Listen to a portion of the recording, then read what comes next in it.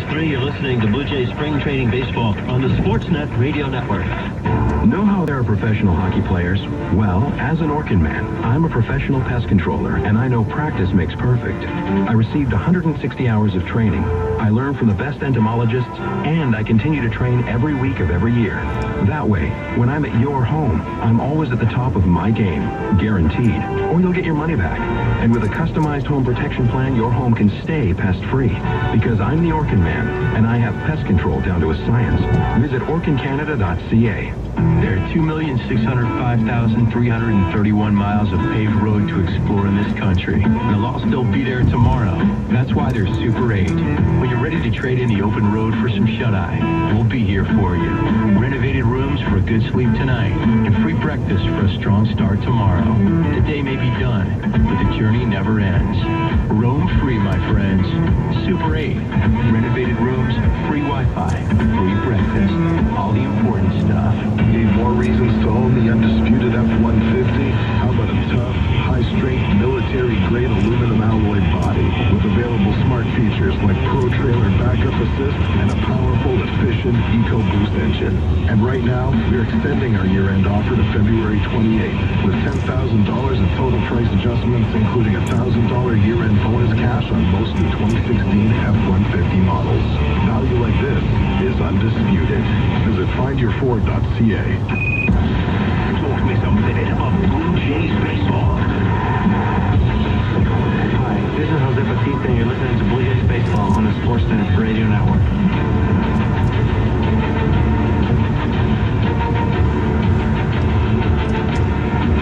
Sixth inning here in sunny Dunedin, Florida. The Phillies with a 5-3 lead over the Blue Jays. This inning brought to you by Miller Lite, the official beer of Major League Baseball in Canada. Connor Green will come on, 6'3" right-hander, born in Southern California in Santa Monica, went to Santa Monica High School, where the Blue Jays made him a 7th-round pick back in 2013. Had a great visit with Connor before the game here today. He'd come off the field and had a chat with him. One Northern California boy chatting with a Southern California boy. Believe me, if you're from California, there's a difference. But we laughed about that, too, because my grandparents were in Santa Monica when I first went down there, began to roam that city when I was about 5 or 6 years old. But I said to him, who was your favorite team growing up? And right away he said the Dodgers. And he said, one of the reasons why, Jerry, was when I went out to Dodger Stadium, I saw this catcher who now is catching me, Russ Martin, who was with the Dodgers at that time. What a great story. And Russell Martin is not that old by any stretch, but Connor Green is a very young player. Here's Roman Quinn. He takes the first pitch and misses ball one. Connor said, I saw Russ. I saw the abilities that he had. I saw him catch. I knew of his background coming from Montreal, and as an infielder converted to catching by the Dodgers. The pitch is outside 2-0. He said, then last year I got to meet an idol of mine too, who was a pitcher, Brad Penny. He said, I thought I was pretty tall at 6'3", 195, but Penny was a lot bigger than I was. There's a line drive base hit into left field. He smiled and he said, Brad Penny and Zach Greinke were probably the two pitchers that I emulated, ex-Dodgers. And here he is now trying to make the Blue Jays in a system where he's only 22. He'll turn 22 on April the 4th. Keep the name in mind, Connor Green. Yeah, and he's someone who's put a lot of work in the offseason. He's added a lot of muscle. Still a slender guy, but, you know, when you look at where he was last year, he ended up very, very skinny, and now he's taken a lot of time to work out, build up his muscle base, and John Gibbons was saying before the game, that's one of the reasons that the Blue Jays are encouraged by what they're seeing from Green this camp. Pedro Florimon comes up here, leadoff single. The pitch lined up the gap in the left center field. That's another base hit. Over to cut it off, Lane Thomas. He throws to third. Urain has to cut it off. Fumbles it, throws to second. Late, diving in head first with a slide is Florimon. Perkins, replacement, is at third base. And all of a sudden, the Phillies have Quinn at third and Florimon at second with nobody out. And Connor Green really has to pitch now in the sixth inning. Already his team trailing 5-3. He really will, and a product of some very aggressive base running by the Phillies. Not only by Quinn going all the way to third base, but then you have Florimon following him by going into second, and now they have two runners in scoring position. So a double. Or it could be scored a single and throw to second. We'll see how they score it. The pitch is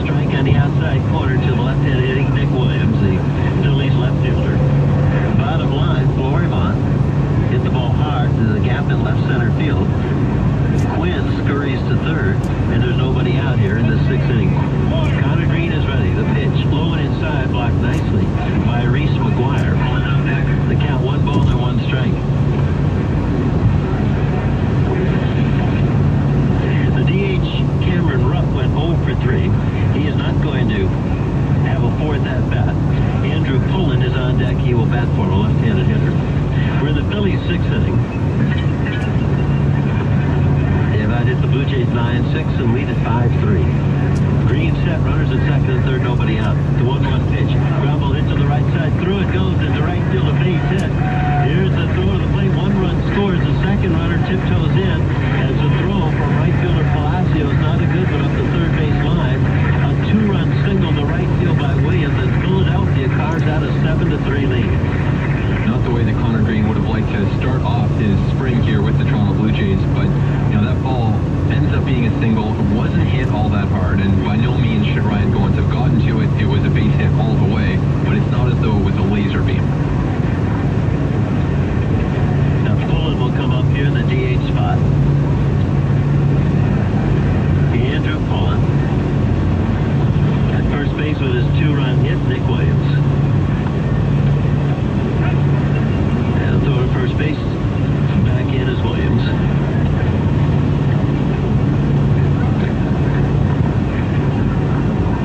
On deck is Valentin. Yesmiel came on earlier last inning. The pitch, a half swing, goes around, strike 1.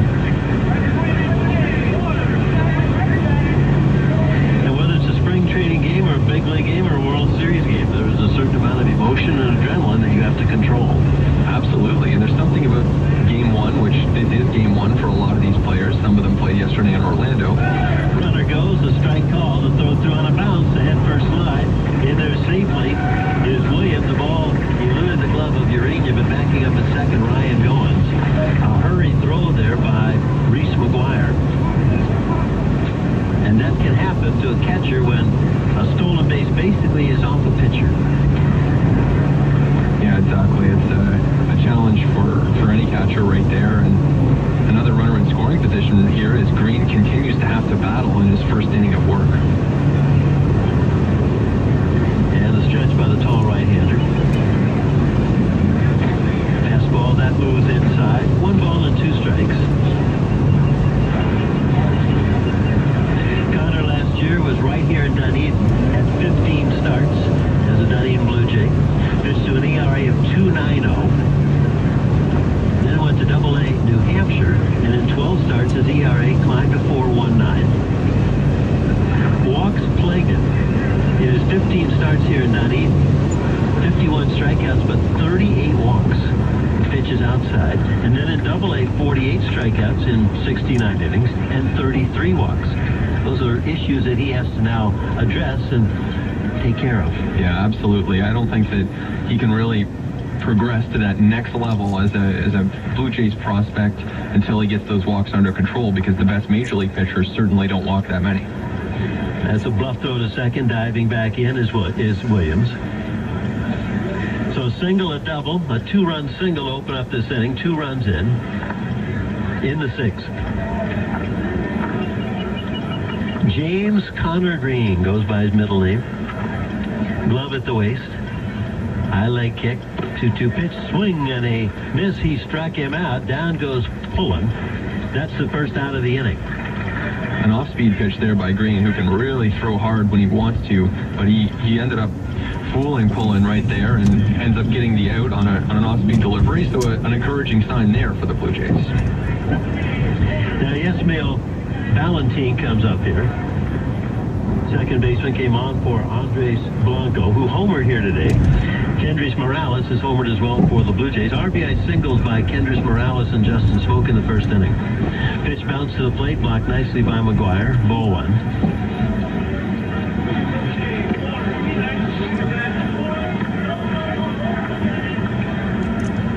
Interesting to note, this is the first time in many years in interleague play, and every team plays 20 interleague games, that the Blue Jays do not play the Philadelphia Phillies. That's almost been a staple for years. 2 at home and 2 in Philadelphia. Green with a strike on the outside corner. The Blue Jays, and this is another oddity, have a home opener in interleague play. The Blue Jays, in their home opener Tuesday night on April the 11th, play the Milwaukee Brewers for a couple of games. Green is low. At the end of the month, the Blue Jays go to St. Louis for 3. The last time they were there, they swept the Cardinals in 3. Then in May, 2 at home against Atlanta, then 2 the very next 2 days in Atlanta. Milwaukee for 2 later in the month. Cincinnati to close out the month. 3 games at home. Joey Votto will come in. And then the Blue Jays go to Chicago's Wrigley Field to wrap up interleague play in the month of August. Green's pitch topped on the ground to short. Urania comes in, has it. Quick throw on to first. That's in time. 2 down. To third base comes Williams. Interesting look at interleague play, but no Philadelphia Philly on the scene. Yeah, that's an interesting twist because they have become a staple, like you said, of those interleague matchups and a team that the Jays have played a ton. You think of Roy Halladay facing off against the Jays in interleague play when he was a member of the Phillies and some different matchups this year. It'd be fun to go to Wrigley Field in August. Have you ever been there? I have been there, and I just took a tour a couple of years ago, actually. I went to see a game for the first time, probably 8 years ago now. Just an awesome field, and I love the scale of those parks. You know, Fenway Park, Wrigley Field, where it doesn't feel overwhelming, but it feels in step with the entire city. Ben Nicholson-Smith joining us here today. Joe Siddle on the TV side with Buck Martinez. Dick Cousins rips a line drive base hit into right field on the first pitch. That's going to cash in Williams from